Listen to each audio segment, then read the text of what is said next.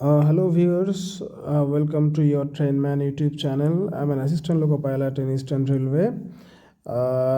যে বা যারা অনেক দিন ধরে অ্যাসিস্ট্যান্ট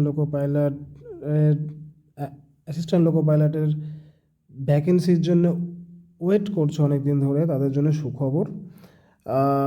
ফার্স্টে তো একটা শর্ট নোটিফিকেশন এসেছিল ALP রিক্রুটমেন্টের। Now the time has come for the detailed centralized employment notification CEN 01/2024, যেখানে পার্টিকুলারলি মেনশন করে দেওয়া আছে opening date of application is January 20।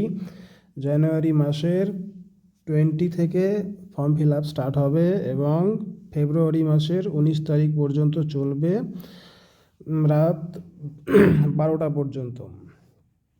ঠিক আছে, টোটাল ভ্যাকেন্সি যেটা মানে ভাবা হচ্ছিল যে ভ্যাকেন্সি নাম্বার হয়তো বাড়বে, কিন্তু যে ডিটেল নোটিফিকেশন সেখানেও কিন্তু দেওয়া রয়েছে যে টোটাল 5696 নাম্বার অফ ভ্যাকেন্সিস। আমি একটা মার্কার চুজ করে নিয়ে আমার সুবিধা হবে বোঝাতে, রাইট। টোটাল ভ্যাকেন্সিও কিন্তু এখানে সেম রয়েছে, লাইক দিস 5696।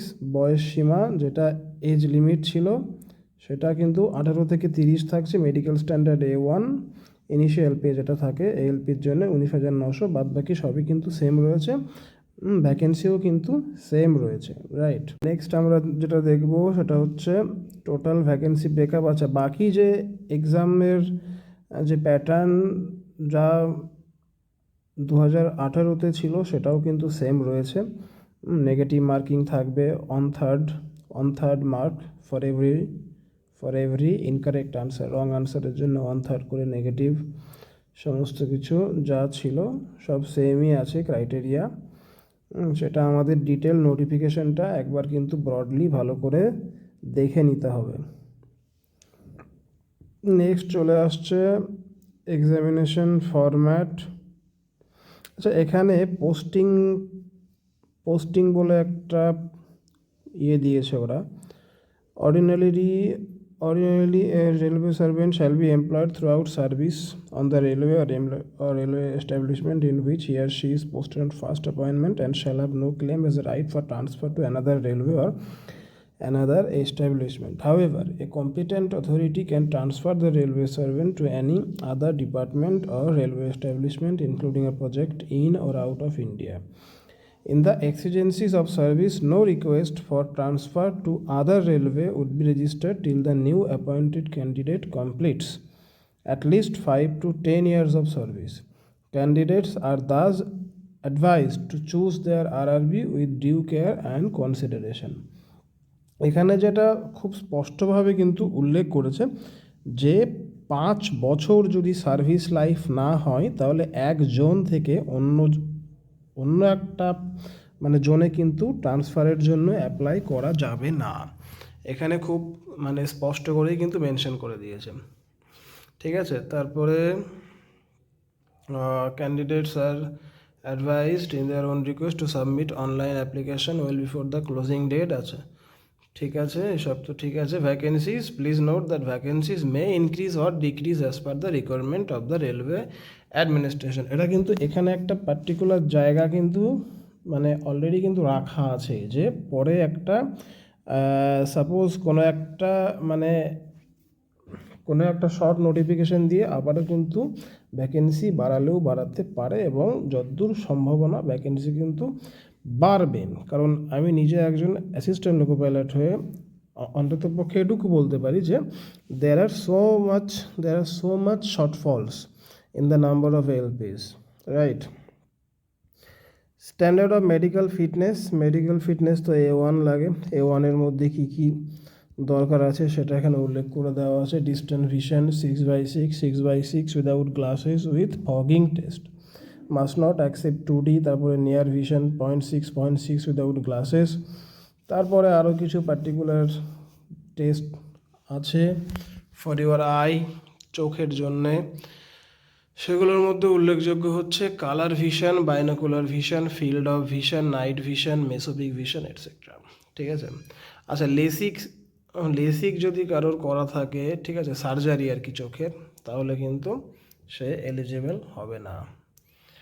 আচ্ছা, এজ লিমিট তো আছেই দেওয়া 18 থেকে 30, এবার তার মধ্যে আবার এজ লিমিটের দেওয়া আছে, রিল্যাক্সেশন দেওয়া আছে। এসসি এসটি ক্যান্ডিডেট যদি হয় তাহলে তার কিন্তু 5 বছর পর্যন্ত তার এক্সটেন্ড হবে, অর্থাৎ সে কিন্তু 35 এজ অবধি এক্সাম দিতে পারবে। ওবিসি যদি হয় তাহলে 3 বছর, এরকমভাবে সবার জন্য এখানে দেওয়া আছে। ঠিক আছে, এই হলো। আর আর এরপরে ফর্ম ফিল আপ যে ফিস, সেটা হচ্ছে জেনারেলের জন্যে 500 টাকা, এবং এসসি এসটি এদের জন্য কিন্তু 250। ঠিক আছে, জেনারেলের জন্য 500 এবং এসসি এসটির জন্য 250। 500-র মধ্যে 400 টাকা কিন্তু রিফান্ডেবল। ঠিক আছে, আর এসসি এসটিদের জন্য 250-র মধ্যে টোটাল 250টাই কিন্তু রিফান্ডেবল। এটা একটা ভালো অফার আর কি। যাই হোক, তারপরে সেরকমভাবে উল্লেখযোগ্য বলতে ভ্যাকেন্সি চার্টে আমরা যাব। জোনাল ভ্যাকেন্সি যে চার্ট আছে সেটা নিশ্চয়ই তলায় দেওয়া থাকবে, আমাদেরকে সেটা একবার দেখতে হবে। আর এক্সামের স্টেজ নিয়ে আমরা অন্য একটা ভিডিও করব, কারণ সেটাও দেখাটা খুব জরুরি। এক্সামের স্টেজ নিয়ে অন্য একটা ভিডিও করব, প্রিলিমিনারি। তবে এক্সামের স্টেজ যা ছিল সেম আছে, কোনো চেঞ্জ নেই। কারোর যদি 2018-র যে এক্সাম প্যাটার্ন সেই বিষয়ে আইডিয়া থাকে, ওই সেম প্যাটার্নই কিন্তু রয়েছে, কোনো চেঞ্জ হয়নি, রাইট? আমরা যাব ভ্যাকেন্সি টেবিলে। ভ্যাকেন্সি টেবিল, এই যে vacancy table is present in front of you. Vacancy টেবিলে ভ্যাকেন্সি কিন্তু অনেকটাই কম, টোটাল 5,500 মতো পোস্ট আছে। তার মধ্যে সব থেকে বেশি রয়েছে বিলাসপুরে। আরআরবি বিলাসপুরের মধ্যে সব থেকে বেশি ভ্যাকেন্সি রয়েছে, 480 মতো, 483 এসিসিআরে। আর সব থেকে কম মুজফ্ফরপুরে আরআরবি মুজফ্ফরপুর 15, আরআরবি পাটনা 15। এরা কি 10-15 জন ক্যান্ডিডেটদের জন্য এক্সাম কন্ডাক্ট করাবে? আশ্চর্য। যাই হোক, তো এই হচ্ছে বিষয়। আর আমাদের আরআরবি কলকাতা, মালদা এবং শিলিগুড়ি। আরআরবি কলকাতার মধ্যে ইস্টার্নে টোটাল ভ্যাকেন্সি হচ্ছে 155। ইস্টার্নে টোটাল ভ্যাকেন্সি হচ্ছে 254 হচ্ছে ইস্টার্নে। আর 254-এর মধ্যে মানে যারা ইউআর ক্যাটাগরি তাদের জন্য হচ্ছে 155। কলকাতার মধ্যে এসিআরে ইউআরের জন্য 30, আর টোটাল হচ্ছে 91।